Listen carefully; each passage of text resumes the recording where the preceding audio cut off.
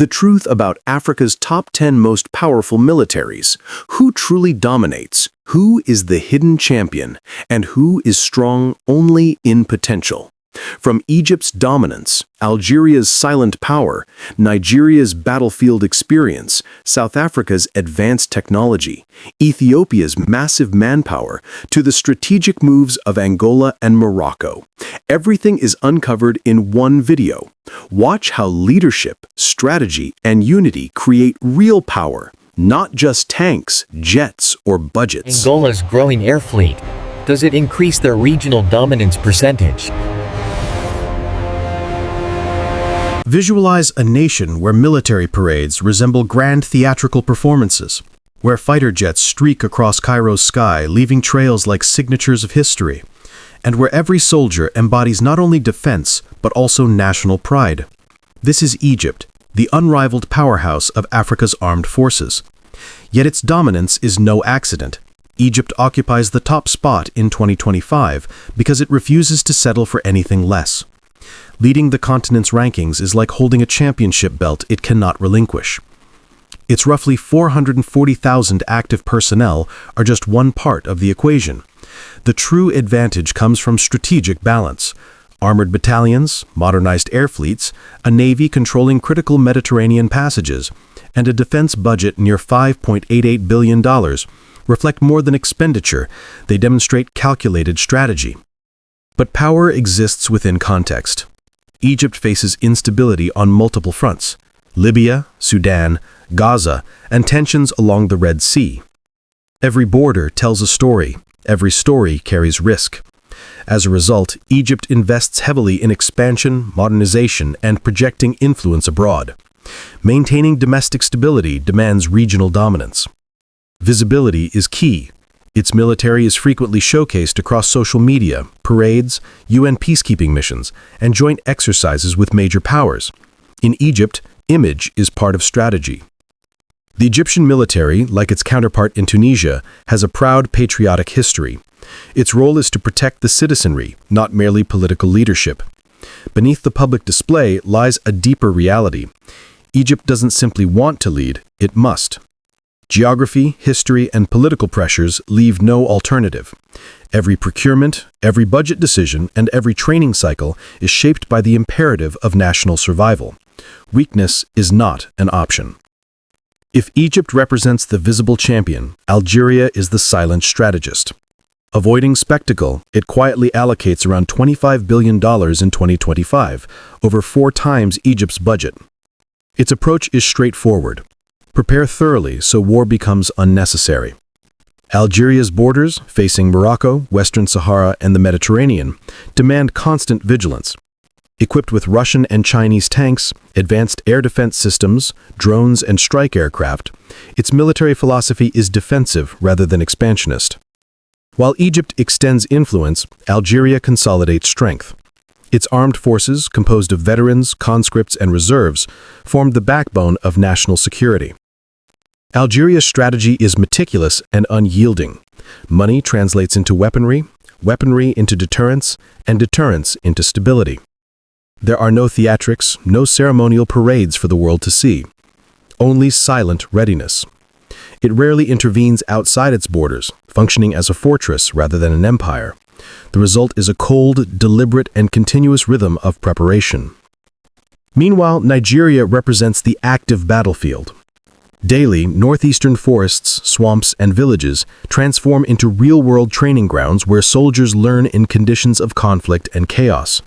Unlike Egypt, which projects power, or Algeria, which focuses on defensive readiness, Nigeria faces relentless internal challenges. Its military strength derives from people, roughly 230,000 active soldiers, thousands of paramilitary personnel, and millions in reserves. Unlike theoretical numbers, each individual carries lessons from actual insurgencies, kidnappings, and raids. Losses are endured, units rebuilt, strategies adjusted, experience becomes a potent weapon. Yet contradictions remain. Nigerian troops are battle-hardened but stretched thin. Equipment is available, but much is outdated or poorly maintained. With a defense budget near $3.16 billion, smaller than Algeria or Morocco, innovation and endurance compensate for resource gaps. Every victory, every repelled attack, and every life saved on home soil reinforces morale and strengthens operational credibility. Here, power is as much psychological as it is physical. Nigeria does not merely protect its borders. Its troops rotate through regional peacekeeping missions, participate in multinational operations, and play a vital role in West African stability. While its conflicts are primarily domestic, its influence stretches across the continent. This is where South Africa enters the equation. A smaller, highly specialized force, designed not for numbers, but for precision, technological innovation, and long-range operational impact. If Nigeria represents the battlefield, South Africa functions as the laboratory. Military effectiveness here is measured not by how many soldiers are deployed, but by how skillfully they operate. Tools at their disposal. South Africa emphasizes precision over mass, thinking several steps ahead, producing its own weapons and training soldiers to deploy them with surgical efficiency. Though smaller than Nigeria or Egypt in size, South Africa's armed forces are extremely professional, capable of both conventional warfare and peacekeeping. Its air force operates Griffin fighter jets that can dominate regionally, while its navy maintains submarines and advanced patrol vessels across the Atlantic and Indian Oceans. On land, mechanized infantry, drones, and domestically produced artillery provide tactical flexibility often lacking in larger armies. Beyond deployment, South Africa also pioneers military technology. Its indigenous defense industry produces armored vehicles, drones, and artillery systems for domestic use and export. Unlike nations that rely on off-the-shelf equipment, South Africa designs, adapts, and innovates, gaining an edge in independence and operational flexibility. Limitations exist, however. A defense budget of roughly $2.27 billion is modest, and political or economic pressures can slow modernization. Still, the rhythm of its military, think, adapt, build, execute, remains steady. This is a force that achieves excellence through brains, machinery, and strategic foresight rather than sheer numbers, demonstrating that intelligence and engineering can outweigh size in modern warfare. Not every army relies on advanced technology. Some depend on history, terrain, and manpower. Ethiopia, the human fortress of the Horn of Africa, exemplifies this. If South Africa wields technology like a precision instrument, Ethiopia wields population like an impenetrable wall. Manpower is the cornerstone of national survival. Ethiopia commands one of Africa's largest standing armies, shaped by resilience, geography, and experience rather than cutting-edge machinery or massive budgets. Its military is primarily land-focused, constructed to defend rugged mountains, valleys, and plateaus. Infantry, artillery units, and large reserves form a network capable of mobilizing hundreds of thousands when needed. In Ethiopia, soldiers are molded by geography itself. Mountain warfare, rapid deployment across difficult terrain, and endurance in harsh conditions create troops that are extremely hard to outmaneuver. History has honed this army. Through colonial resistance and regional conflicts, Ethiopia has survived via organization, mobilization, and persistence. However, challenges remain. Ethiopia's budget of roughly $2.1 billion is modest compared to North African powers. Technology often takes a back seat to strategy, terrain mastery, and sheer numbers. Yet within its context, this is sufficient. Discipline, population, and motivation become formidable weapons, capable of influencing outcomes even against technologically superior adversaries. Ethiopia exemplifies a paradox. While headlines highlight high-tech militaries, traditional strengths, terrain, history, and human resources can balance the scales. An army doesn't need advanced jets or missiles to exert regional power if it can defend its territory, maintain operations, and project manpower effectively. Resilience, population, and tactical intelligence form a combination that is uniquely potent. Manpower alone cannot modernize a nation. To truly build a modern military, resources, post-conflict planning, and strategic investment are essential. Angola is precisely undertaking this challenge after decades of civil war, gradually shaping itself into a modern defense contender. Before continuing, a moment of appreciation for the Black Culture Diary community, where Black voices, history, and legacies are preserved and highlighted. Supporting the channel means becoming part of this cultural movement. Angola's story is one of renewal. Emerging from years of devastating civil conflict, the nation was battered, exhausted, and scarred. Yet instead of succumbing to its past, Angola chose a measured path of reconstruction, strategically modernizing its military and infrastructure. Strength is built gradually here, piece by piece, not overnight. The armed forces prioritize land control, border protection, and internal stability, with the army at the core, while modest air and naval units expand steadily. Investments in advanced aircraft, armored vehicles, and logistics create a disciplined and capable force foundation. Angola does not seek spectacle.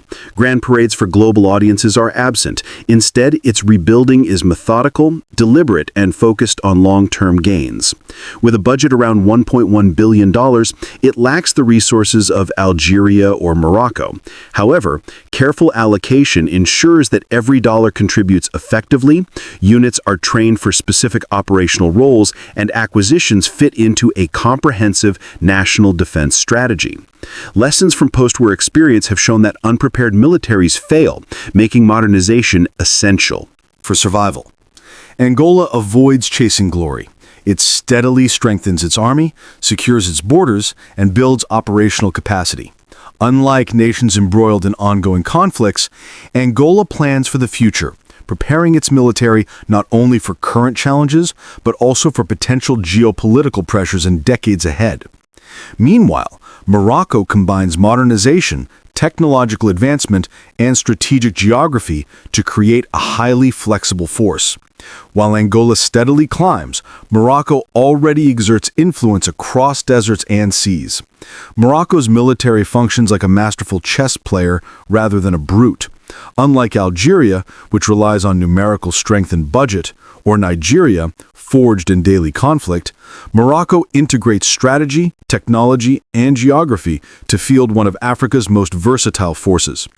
It is more than a military, it is a statement. Power does not have to be loud to be effective. Morocco maintains a large, well-equipped active force featuring modern tanks, armored vehicles, F-16 fighter jets, drones, and a capable navy patrolling both the Atlantic and Mediterranean. A defense budget of roughly $13.4 billion supports acquisitions and sustains training programs that combine technology with tactical innovation. Morocco's strength lies in balance, a military capable of defending borders, projecting regional influence, and handling both conventional and asymmetric threats. Strategic positioning adds further advantage. Situated at the crossroads of Africa and Europe, near the Strait of Gibraltar, Morocco wields natural leverage over international maritime trade. Its armed forces are trained for both combat and deterrence, signaling to neighbors and global powers that any misstep carries consequences. Military capability and diplomacy operate hand in hand. Morocco influences, negotiates, and shapes regional outcomes often before conflict arises.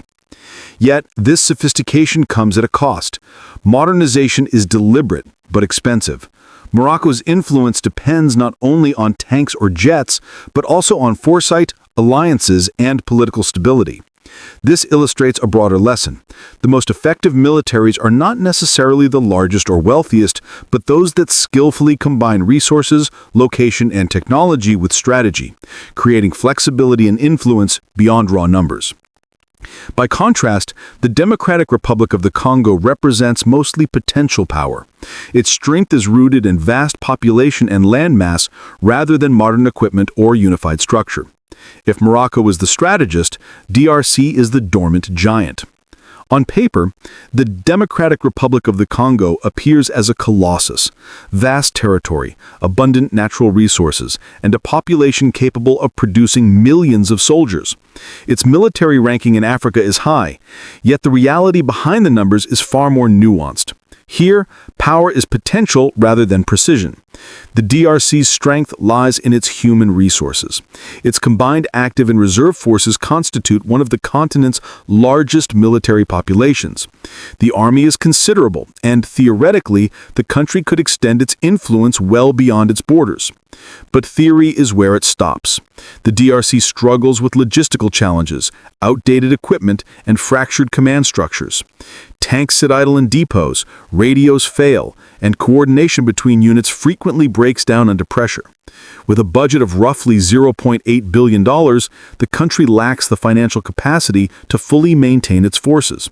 Money alone cannot resolve all issues, and raw manpower without organization often becomes a liability rather than an asset. The potential is undeniable, though. If fully modernized and coordinated, the DRC could reshape Central African geopolitics. Yet, history reminds us that even giants can falter. Internal conflicts, political instability, and weak infrastructure prevent the army from achieving true continental power. While intimidating on paper, operational effectiveness is limited. Still, there is something almost legendary about the DRC, a sense that beneath the chaos lies a sleeping giant. Neighboring nations know that if the DRC ever consolidates its forces, Africa's balance of power could shift dramatically. This serves as a cautionary tale. Numbers alone do not equate to domination, and potential without structure is fragile. Sudan and Libya provide further insight into the consequences of internal division and a lack of cohesive command. Equipment and troop numbers mean little if leadership is fractured. Both nations illustrate a military paradox. Strength without unity is vulnerable, even deadly. Sudan possesses a large army equipped for regional operations, with paramilitary units supplementing manpower. However, ongoing 2025 conflicts between the National Army and Rapid Support Forces have eroded cohesion. Strategic planning suffers when factions answer to separate commands, and operational decisions often reflect shifting allegiances rather than national priorities. Despite having soldiers, tanks, and artillery, Sudan struggles to present a unified front. Libya tells a similar story. On paper, legacy equipment, extensive inventories, and a large workforce suggest strength. In reality, fractured command and decades of conflict prevent coordinated operations. Air assets remain underutilized or mismanaged, and tanks languish in depots rather than on patrol. A budget of approximately $3.06 billion is substantial, but poor allocation and political instability undermine effectiveness. The lesson is clear. Equipment and manpower are meaningless without capable leadership. These examples emphasize a critical truth. African military strength is not solely determined by size, technology, or spending. Stability, strategy, and unified command are essential pillars. Without them, even the most impressive armies falter. Looking across Africa's top militaries in 2025, the strongest force is not defined by money, troop numbers, or equipment alone. It is the one able to leverage all resources effectively when circumstances become critical. Egypt, Algeria, Nigeria, South Africa, Ethiopia, Angola, Morocco, the DRC, Sudan, and Libya each tell unique stories, some loud, some subtle, some chaotic, but the consistent lesson remains. Leadership, cohesion, and readiness are as crucial as technology and numbers. So the final reflection. In war, what truly matters? The size of the army, the sophistication of equipment, or the unity and strategy that converts resources into real strength? Share your thoughts in the comments. Can Africa defend itself? Do you want to see more content like this? Subscribe and hit the bell to follow our channel. We focus on topics rarely discussed: Black culture, history, civilization, and evidence of the remarkable achievements of Black people. Thank you for watching and stay tuned for the next video.